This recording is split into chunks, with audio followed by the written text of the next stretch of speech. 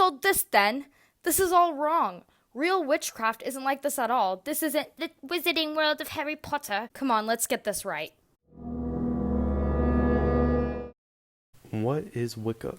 Wicca is a highly individualistic pagan religion which can mold itself easily to people's pre-existing beliefs. Its main practice is witchcraft, including rituals, spells, and other traditions.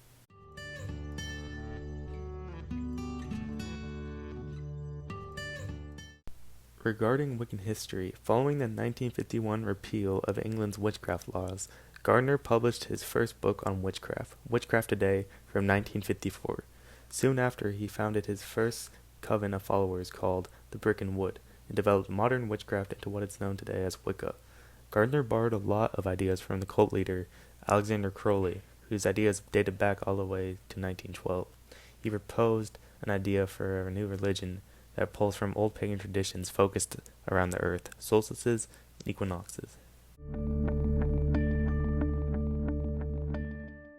Doreen Valiente, an author and a future Wiccan leader, met Gerald Gardner in 1952 after he published an article in the magazine Illustrated. Valiente would go on to revise Gardner's Book of Shadows for more popular consumption, but would soon split with Gardner, forming a new coven. While Wicca grew a bit more in England, the Wiccan boom came in the late 1960s when the religion came to America. In 1963, Raymond founded the Gardnerian Brentwood Coven, the first Wiccan coven in the United States, and became a huge advocate for Wicca throughout the 1970s. In 1986, Wicca was recognized as an official religion in the United States through the court case Detmer v. Landon. The case discussed how, while in prison, Herbert Daniel Detmer was refused ritual objects, albeit knives, used for worship. The Fourth Circuit Court of Appeals ruled that Wicca was a religion, though that Detmer's First Amendment rights were not violated by being refused knives for his Wiccan rituals while in prison.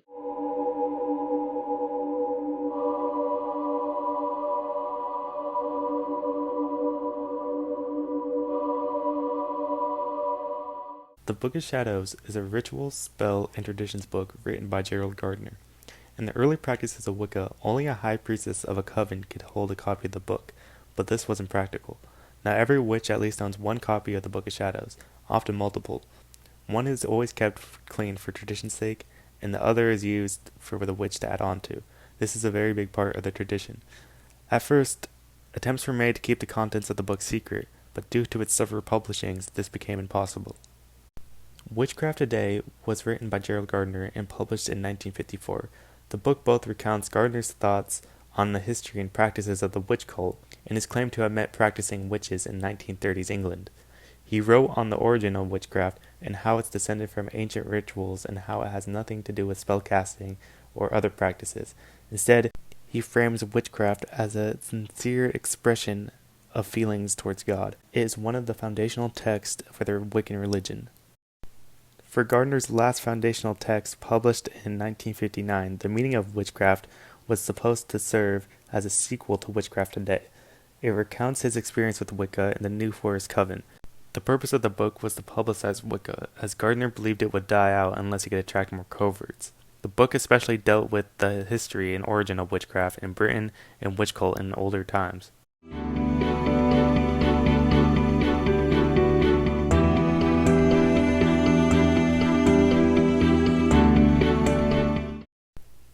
For the problems it solves, there is no consensus of what the religion is about, since each coven has its own focus and belief systems. The general idea is that they promote moral relativity, disdaining labels like good, evil, right, or wrong.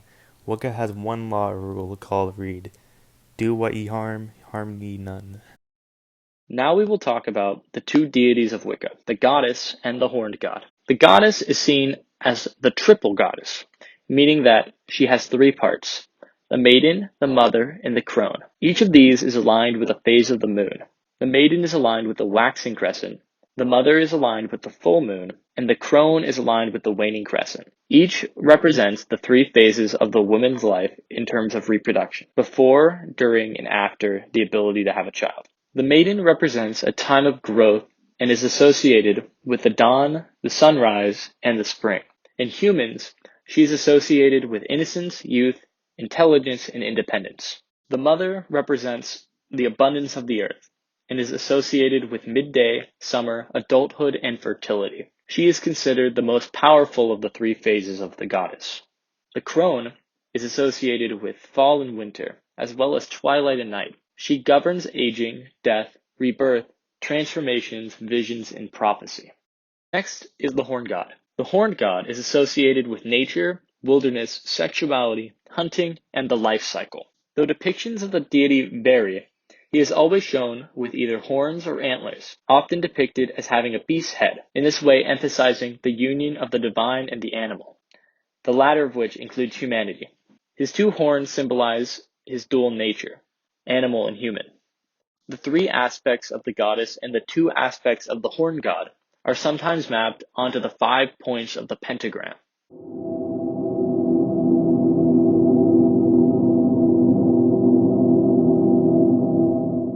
Raymond Buckland, the founder of the Gardnerian Brentwood Coven in America, said that the soul reincarnates into the same species over many lives in order to learn and advance one's soul. But this belief is not universal. A popular saying amongst Wiccans is, "Once a witch, always a witch," indicating that Wiccans are the reincarnation of earlier witches. Wiccans who believe in reincarnation believe that prior to this, the soul rests for a while in the other world or Summerland, known in Gardner's writings as the ecstasy of the goddess. In spite of this, Wicca does not place an emphasis on the afterlife, instead focusing on the current life that you are living. Wicca, there are several different symbols that represent different teachings and beliefs and are often used in rituals. The triple moon symbol is aligned with the triple goddess and represents again the three phases of her lifetime: the maiden, the mother, and finally the crone. The first waxing moon represents youth and new beginnings. The full moon is a reflection of guidance, and the final waxing moon is the height of magical ability.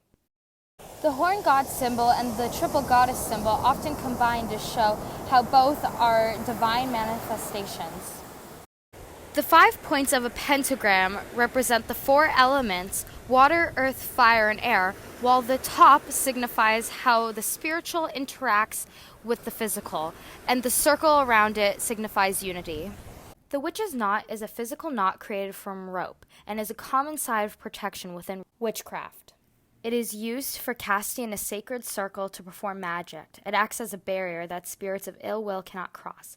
It is often used to represent something that can be grounded in force, like the traditional elements.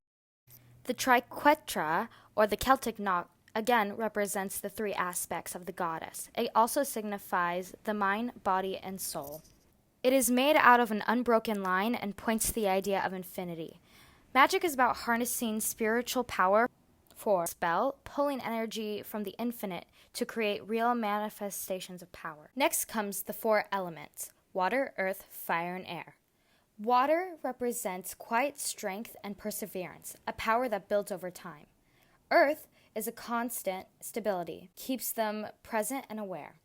Fire is passion and intensity, tapping into the creative. And air connects to realms of spirit and is an unseen spiritual working. The Wheel of the Year helps witches navigate through the ever-changing seasons. It is divided into 8 sections. Each of these sections represents a different holiday on the Wiccan calendar: Yule, Imbolc, Ostara, Beltane, Litha, Lamaz, Mabon, and Samhain. Yule, or rather the winter solstice, takes place December 21st. Yule is when the dark half of the year relinquishes to the light half. Starting the next morning, the sun climbs a little higher and stays a little longer in the sky each day. Known as Solstice Night, the longest night of the year, the sun's rebirth was celebrated. On this night, the ancestors celebrated the rebirth of the sun god that warmed the frozen earth. From this day forward, the days become longer. Imbolc is the halfway between the winter solstice and the spring equinox that takes place on February 1st. Imbolc means in the belly of the mother because that is where seeds are beginning to stir as it is spring. It is the festival of the maiden. It is her season to prepare for growth and renewal. A coven's high priestess may wear a crown of lights or candles to symbolize the return of the goddess to her maiden form. Ostara is the spring equinox that happens between any date from March 20th to 23rd. As spring reaches its midpoint, the night and day stand in perfect balance, with light on the increase. The young sun god now celebrates a herogamy, or marriage, with the young maiden goddess, who conceives. In 9 months she will again become the Great Mother. It is a time of great fertility, new growth, and newborn animals. Held on May 1st, Beltane has long been celebrated with feasts and rituals. The name means fire of Bel, and celebrates the sun god. Beltane marks the return of vitality and passion. Beltane signifies the union of the goddess and the god. Its association with fire also makes Beltane a holiday of purification. Wiccan weddings are often held during this time. Litha is the summer solstice that happens between June 20th and 22nd. On this longest day of the year, light and life are abundant. At midsummer, the sun god has reached the moment of its greatest strength. Seated on his greenwood throne, he is also lord of the forest, and his face is seen an architect peering from countless foliate masks. Lamaz on August 1st is the time to celebrate the first harvest of the year and recognize that the hot summer days will soon come to an end.